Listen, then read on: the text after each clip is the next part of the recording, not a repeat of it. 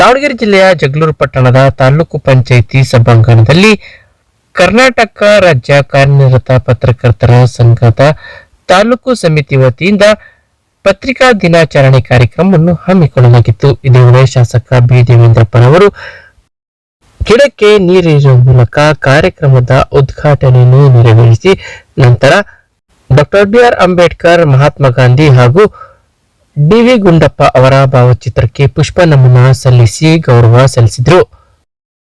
ಇದೇ ವೇಳೆ ಕಾರ್ಯಕ್ರಮ ಉದ್ದೇಶಿಸಿ ಮಾತನಾಡಿದ ಅವರು, ಪತ್ರಿಕೆಗಳಿಗೆ ಓದುವಿಕೆಯಿಂದ ಜ್ಞಾನ ಸಂಪಾದನೆ ಹೆಚ್ಚುತ್ತದೆ ಹಾಗೂ ವರದಿಗಳು ತಮ್ಮ ಪವಿತ್ರತೆಯನ್ನು ಕಾಪಾಡಿಕೊಳ್ಳಬೇಕು ಎಂದರು. ಒಂದು ಕಾಲಘಟ್ಟದಲ್ಲಿ ಸರ್ಕಾರದ ನ್ಯೂನತೆಗಳನ್ನು ಪಾರದರ್ಶಕವಾಗಿ ಎತ್ತಿ ಹಿಡಿದು ಆಡಳಿತ ಸರ್ಕಾರಗಳನ್ನು ಕೆಳಗಿಳಿಸುವ ಶಕ್ತಿ ಮಾಧ್ಯಮಗಳಿಗಿತ್ತು. ಇಂದಿನ ಪತ್ರಿಕೆಗಳು ಡಿಜಿಟಲೀಕರಣಗೊಂಡಿದ್ದು ಜಾಗತಿಕ ಮಟ್ಟದ ಸುದ್ದಿಗಳನ್ನು ಅಂಗೈಯಲ್ಲಿ ತೋರಿಸುತ್ತಿವೆ. ತಾನು ಹವ್ಯಾಸಿ ಬರಹಗಾರನಾಗಿದ್ದು ಪತ್ರಕರ್ತರ ಬರಹಗಳನ್ನು ಪವಿತ್ರತೆ ಕಾಪಾಡಿಕೊಳ್ಳಬೇಕಿದೆ. ತಾಲೂಕಿನ ಪತ್ರಕರ್ತರು ಉತ್ತಮ ವರದಿಗಳನ್ನು ಬಿತ್ತರಿಸುತ್ತಿದ್ದು ಪತ್ರಕರ್ತರ ಬರಹಗಳು ಪವಿತ್ರತೆ ಕಾಪಾಡಿಕೊಳ್ಳಬೇಕಾಗಿದೆ. ತಾಲೂಕಿನ ಪತ್ರಕರ್ತರು ಉತ್ತಮ ವರದಿಗಳನ್ನು ಬಿತ್ತರಿಸುತ್ತಿದ್ದು ಪತ್ರಕರ್ತರ ಶ್ರೇಯಾಭಿವೃದ್ಧಿ ಯೋಜನೆಗೆ ಹಾಗೂ ಬೇಡಿಕೆಯಂತೆ ಭವನ ನಿರ್ಮಾಣಕ್ಕೆ ಕೈ ಜೋಡಿಸುವೆ ಎಂದು ಭರವಸೆ ನೀಡಿದರು.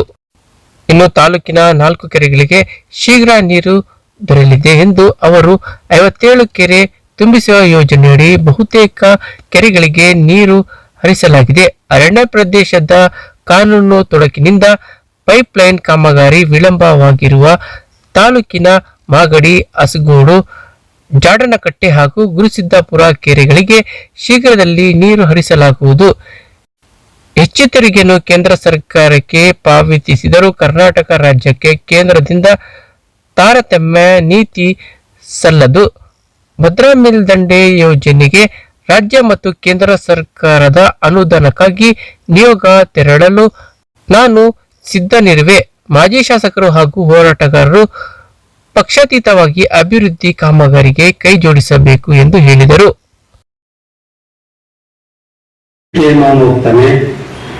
ಪತ್ರಿಕೆಯಲ್ಲಿರ್ತಕ್ಕಂಥ ಯಾವ ಕಾಲಂಗಳನ್ನು ಓದ್ತಾನೆ, ಅವನ ಜ್ಞಾನಾರ್ಜನೆಯನ್ನು ಅವನು ಯಾವಾಗ ಮಾಡ್ಕೊಳ್ತಾನೆ ಅಂದ್ರೆ ನಮಗೆ ನಾನು ಹೇಳಕ್ ಬಯಸ್ತಾ ಇದ್ದೀನಿ.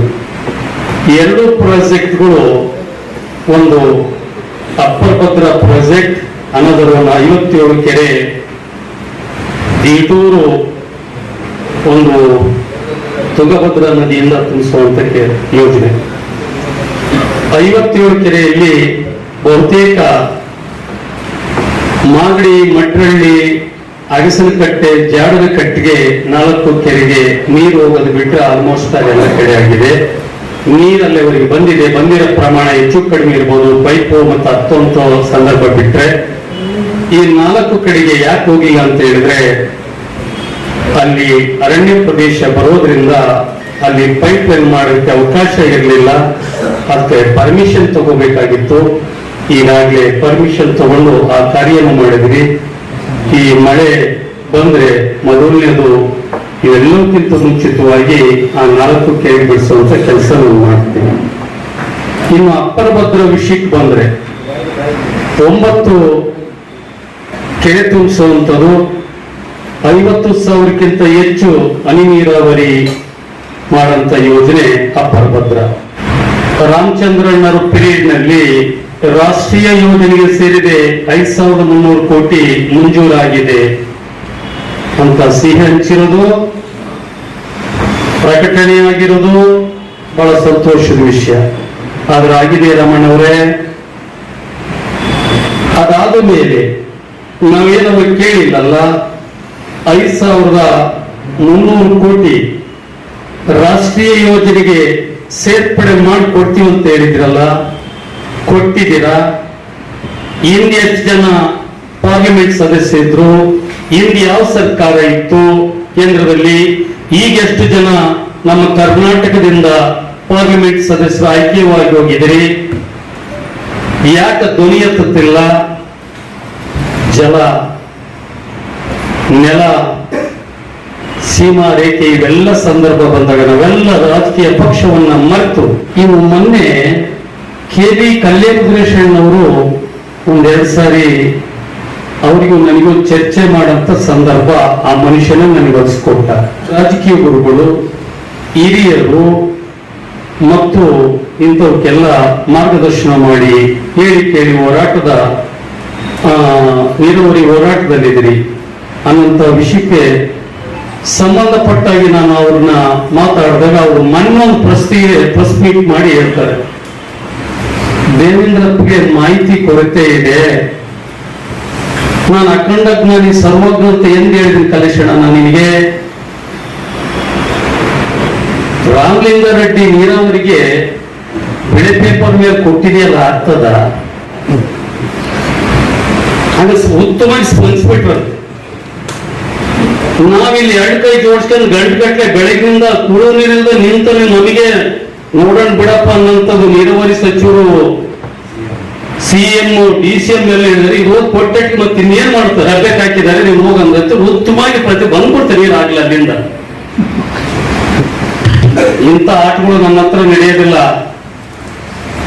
ಈಗಲೂ ಕಾಲ ಮಿಂಚಿಲ್ಲ. ಏನು ನಿನ್ನ ಕೊಡುಗೆ? ಮಾಜಿ ಶಾಸಕರು ಏನು ನನಗೆ ಸಪೋರ್ಟ್ ಮಾಡಿದ್ರಿ? ಈಗೂ ಕಾಲ ಮಿಂಚಿಲ್ಲ. ಬನ್ನಿ ಎಲ್ಲರೂ ಒಟ್ಟಾಗಿ ಹೋಗೋಣ. ನಾನೇ ಕರ್ಕೊಂಡು ಹೋಗ್ತೀನಿ ರಾಜ್ಯ ಸರ್ಕಾರದ ಹತ್ರ, ಮುಖ್ಯಮಂತ್ರಿ ಹತ್ರ, ಉಪಮುಖ್ಯಮಂತ್ರಿ ಹತ್ರ, ನೀರಾವರಿ ಸಚಿವರ ಹತ್ರ. ನೀವು ಕರ್ಕೊಂಡೋಗಿ ನಿಮ್ಮ ಪ್ರಧಾನಿ ಹತ್ರ ಐದ ತಗೊಳ್ತೀಯ? ಐತ ತಾಕತ್ತು ಇಂತಕ್ ಬಾರಪ್ಪ, ಸ್ಪರ್ಧೆ ಇಂತಕ್ ಮಾಡೋಣ. ನಾವು ಯಾರನ್ನೂ ವೈಯಕ್ತಿಕವಾಗಿ ಟೀಕೆ ಟಿಪ್ಪಣಿ ಮಾಡಿಲ್ಲ. ಸರಿ ಮಾಡ್ಕೊಳ್ಳೋದೇನಿದ್ರೆ ನನ್ನಾದಿಯಾಗಿ ನನ್ನ ಸರಿ ಮಾಡೋರ್ನ ನಾನು ಗುರು ಅಂತೀನಿ, ತಿದ್ದಿ ತೀಳರ್ನ ಮಾರ್ಗದರ್ಶನ ಮಾಡಿದವ್ರನ್ನ ಹಿರಿಯರಂತೀನಿ. ಅಭಿವೃದ್ಧಿ ಕೆಲಸ ಮಾಡೋದಕ್ಕೆ ನಾನೊಬ್ಬ ನಿಮಿತ್ತ ಮಾತ್ರ ಫೋಟೋ ಕಾಣಲು ಶಾಸಕ ಆಗಿದ್ದೀನಿ. ಹಾಗಾಗಿ ಇದೇನು ಶಾಶ್ವತ ಅಲ್ಲ ಅನ್ನೋ ಮಾತನ್ನು ಹೇಳಕ್ಕೆ ಬಯಸಿ, ಮುಂದಿನ ಮತ್ತೊಮ್ಮೆ ನಾನು ಮಾಜಿ ಶಾಸಕರಿಗೂ ಕಲ್ಲೇರುದ್ರೇಶಣ್ಣವ್ರಿಗೂ ಯಾವತ್ತೂ ನಾನು ಕಾಯ್ತಾ ಇರ್ತೀನಿ ಅವರ ಬರುವಿಕೆಗಾಗಿ. ಒಟ್ಟಾಗಿ ಅಭಿವೃದ್ಧಿ ವಿಷಯಕ್ಕೆ ನಾವು ಪಕ್ಷಭೇದವನ್ನು ಮರೆತು ಕೆಲಸ ಮಾಡೋಣ ಅನ್ನಂತ ಮಾತನ್ನು ಪತ್ರಿಕಾ ಇವತ್ತು ದಿನಾಚರಣೆಯಲ್ಲಿ ಮತ್ತೊಮ್ಮೆ ಹೇಳಕ್ಕೆ ಬಯಸಿ. ಇದೇ ವೇಳೆ ಮಾಜಿ ಶಾಸಕ SV ರಾಮಚಂದ್ರಪ್ಪ ಮಾತನಾಡಿದವರು, ಪತ್ರಕರ್ತರು ಸಮಾಜದಲ್ಲಿ ನಿರ್ಭಯವಾಗಿ ಕೆಲಸ ಮಾಡಬೇಕು. ಸಮಾಜದಲ್ಲಿನ ಸಮಸ್ಯೆಗಳ ಬಗ್ಗೆ ಬೆಳಕು ಚೆಲ್ಲಿ ಸಮಾಜಕ್ಕೆ ಮಾದರಿಯಾಗಬೇಕು. ರಾಜಕಾರಣಿಗಳನ್ನು ಸರಿ ದಾರಿಗೆ ತರುವಂತಹ ಕೆಲಸವನ್ನು ಮಾಡಬೇಕು. ಪತ್ರಕರ್ತರು ಕೆರೆಯಲ್ಲಿರುವ ನೀರಾಗಬಾರದು, ಉತ್ತಮ ಸಂದೇಶ ನೀಡುವಂತಹ ಕೆಲಸ ಮಾಡಬೇಕು ಎಂದು ಸಲಹೆ ನೀಡಿದರು. ಆದರೂ ಸಹ ನೀವು ಸ್ನೇಹಿತರಾಗಿ ಪತ್ರಿಕಾ ಧರ್ಮದ ಇಷ್ಟದಿಂದ ನಾವು ತಪ್ಪು ಅನ್ನೋದೇ ಹೇಳಿದ್ದೀನಿ. ಸಿದ್ದಣ್ಣ ಮುರಾರಿದಂಗೆ ಬೈದು ನಾವು ತಿದ್ದಂತ ಇಷ್ಟು ನಮಗೊಂದು ಅವಕಾಶ ಆಗುತ್ತೆ.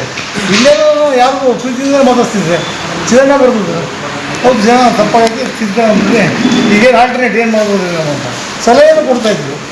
ಆ ಪತ್ರಿಕಾ ಧರ್ಮ ಅದರಿಂದ ಬೆಳೆಸ್ಕೊಂಡು ಹೋಗೋಣ. ಒಂದು ಯಾವುದೇ ಒಂದು ಇದಕ್ಕೆ ಇದಾಗಬಾರ್ದು, ಸ್ಥಿಮಿತಾಗಬಾರ್ದು. ಒಂದು ಕೆರೆ ನೀರು ಕೆರೆಯಲ್ಲೇ ಇರಬಾರ್ದು, ಹರಿತಾ ಇರ್ಬೇಕು. ಪತ್ರಕರ್ತರಿಗೆ ತಿಳಿದಂಥ ವಿಷಯಗಳನ್ನ 4 ಜನ ತಿಳಿಸ್ತಾನೆ ಇರ್ಬೇಕು.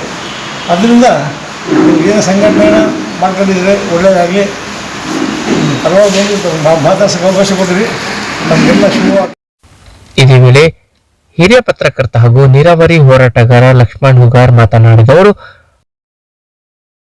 ಮಾಧ್ಯಮಗಳ ಬಗ್ಗೆ ಗೌರವವಿರಬೇಕು, ಭಯ ಸೃಷ್ಟಿಯಾಗಬಾರದು.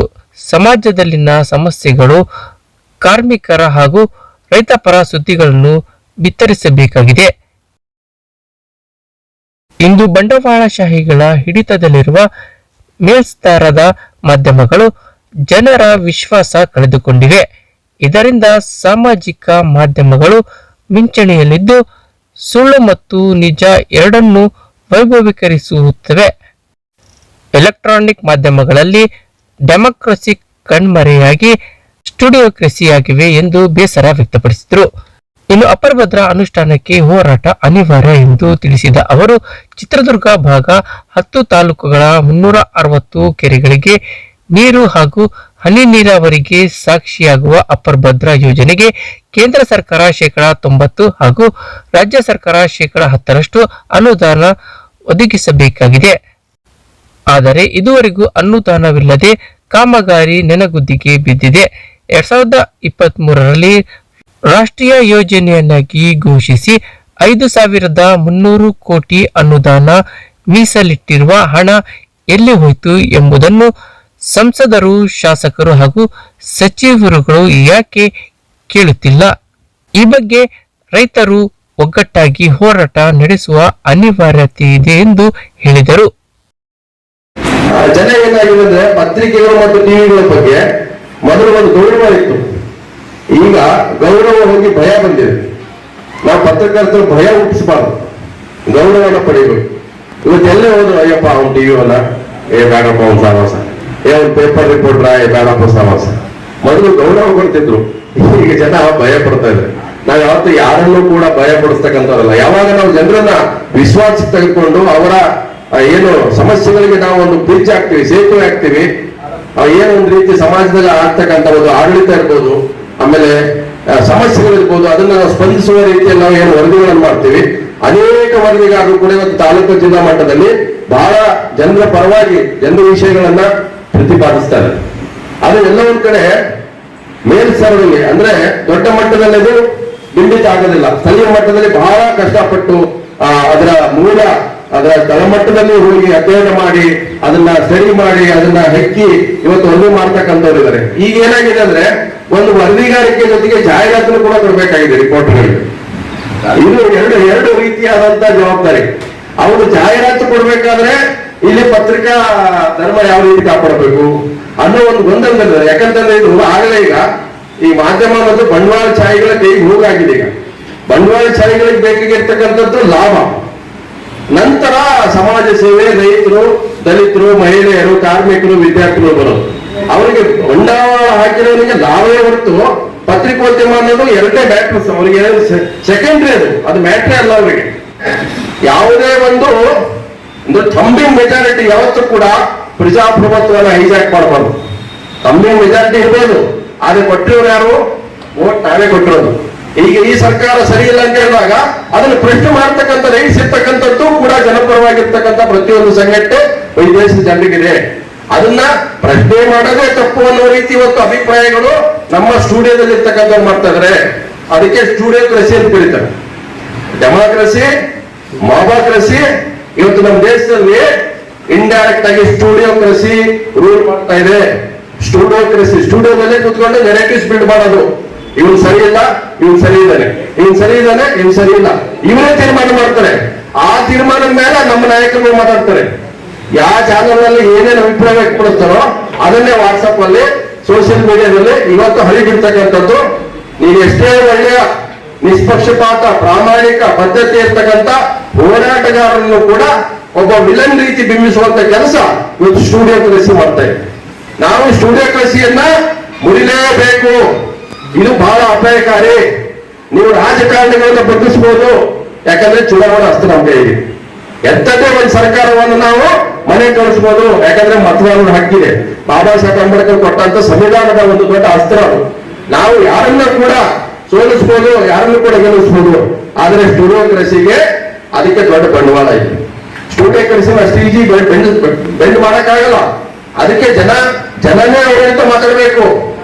ಆದ್ರೆ ಇವತ್ತು ಮಾಧ್ಯಮಗಳು ಹೆಂಗಾಗಿದೆ ಅಂದ್ರೆ ನಮ್ಮನ್ನು ಯಾರು ಕೇಳೋದಿಲ್ಲ, ನಮ್ಮನ್ನು ಯಾರು ಹೇಳೋದಿಲ್ಲ, ನಾವು ಆಡಿದ್ದೇ ಆಟ, ನಾವು ಮಾಡಿದ್ದೇ ಮಾಟ, ಈ ರೀತಿಯಾದಂತ ಒಂದು ಬೆಳವಣಿಗೆ ಇದೆಯಲ್ಲ, ಇದು ರಾಷ್ಟ್ರೀಯ ಮಾಧ್ಯಮಗಳು, ಮೇಲ್ಸ್ತರದ ಮಾಧ್ಯಮಗಳು. ನಾನು ಆಗಿನ ಸ್ಥಳೀಯ ಮಾಧ್ಯಮಗಳ ಬಗ್ಗೆ, ಸ್ಥಳೀಯ ಪತ್ರಕರ್ತರ ಬಗ್ಗೆ ಆದ್ರೆ ಪಾಪ ಎಷ್ಟೋ ಪತ್ರಿಕೆಗಳು ಕಣ್ಣು ಮುಚ್ಚಿ ಹೋಗಿದ್ದಾವೆ. ಇದು ಡಿಜಿಟಲ್ ಯುಗ. ಯಾರ್ಯಾರ ಕೈಗೆ ಮೊಬೈಲ್ ಇದೆ ಅವರೊಂದು ಯೂಟ್ಯೂಬ್ ಚಾನಲ್, ಯಾರ್ಯಾರ ಕೈಗೆ ಏನು ಪ್ರತಿಯೊಬ್ಬರಿಗೆ ರೀಲ್ಸ್ ಮಾಡೋದು ಬಿಡ್ತಾ ಇದ್ದಾರೆ. ಇದು ಒಂದು ಹೊಸ ಟ್ರೆಂಡ್, ಇದು ಚಂಜಿ. ಅದು ಅಪಾಯನೂ ಇದೆ, ಒಳ್ಳೇದು ಇದೆ. ಈಗ ಮೇನ್ ಸ್ಟ್ರೀಮ್ ಮೀಡಿಯಾದಲ್ಲಿ ಬರದೇ ಇರೋದು ಇವತ್ತು ಯೂಟ್ಯೂಬ್ ನಲ್ಲಿ ಬರ್ತಾ ಇದೆ.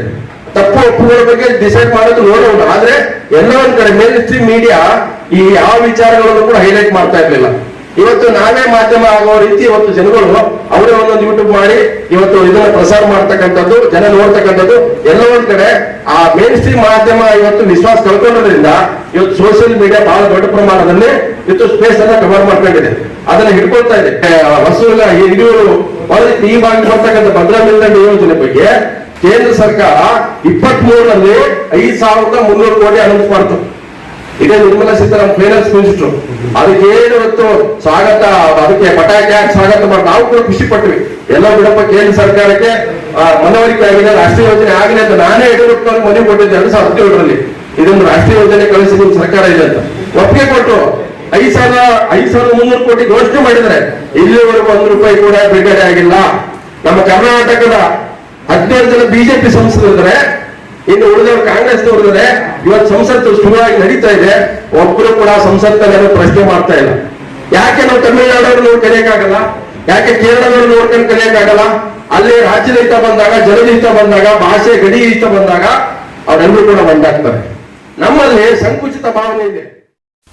ಈ ಸಂದರ್ಭದಲ್ಲಿ ಕೆಪಿಸಿಸಿ ಎಸ್ಟಿ ಘಟಕದ ಮಾಜಿ ರಾಜ್ಯಾಧ್ಯಕ್ಷ ಕೆಪಿ ಪಾಲಯ್ಯ, ಮುಖಂಡರಾದ ಬಿಸ್ತುವಳ್ಳಿ ಬಾಬು, ಬಿ ಮಹೇಶ್ವರಪ್ಪ, ಸಿಪಿಐ ಸಿದ್ದರಾಮಯ್ಯ, ಪಟ್ಟಣ ಪಂಚಾಯಿತಿ ಮುಖ್ಯಾಧಿಕಾರಿ ಲೋಕನಾಯಕ್, ಪತ್ರಕರ್ತರ ಸಂಘದ ಜಿಲ್ಲಾ ಉಪಾಧ್ಯಕ್ಷ ಬಿಪಿ ಸುಬಾನ್, ಕಾರ್ಯಕಾರಿ ಸಮಿತಿ ಸದಸ್ಯ ಜಿಎಸ್ ಚಿದಾನಂದಪ್ಪ, ಖಜಾಂಚಿ ವೀರೇಶ್, ಕಾರ್ಯದರ್ಶಿ ಬದ್ರಿನಾಥ್, ಕಾಡಜ್ಜಿ ಮಂಜುನಾಥ್, ತಾಲೂಕು ಅಧ್ಯಕ್ಷ ಲೋಕೇಶ್ ಎಂ ಐಹೊಳೆ, ಹಿರಿಯ ಪತ್ರಕರ್ತರಾದ ಅಣ್ಬರು ಮಠದ ಕೊಟ್ರೇಶ್, ಎಂಸಿ ಬಸವರಾಜ್, ಡಿ ಶ್ರೀನಿವಾಸ್, ಬಸವರಾಜ್, ಕರವೇ ತಾಲೂಕು ಅಧ್ಯಕ್ಷ ಎಂವೈ ಮಹೇಶ್, ಮಹಿಳಾ ಘಟಕದ ಅಧ್ಯಕ್ಷೆ ಶಾಹಿನಾ ಬೇಗಂ, ರೈತ ಮುಖಂಡ ಕುಮಾರ್, ದಲಿತ ಮುಖಂಡ ಶಂಭುಲಿಂಗಪ್ಪ ಸೇರಿದಂತೆ ಪತ್ರಕರ್ತರ ಸಂಘದ ಪದಾಧಿಕಾರಿಗಳು, ರೈತ ಹಾಗೂ ವಿವಿಧ ಪರ ಮತ್ತು ಪ್ರಗತಿಪರ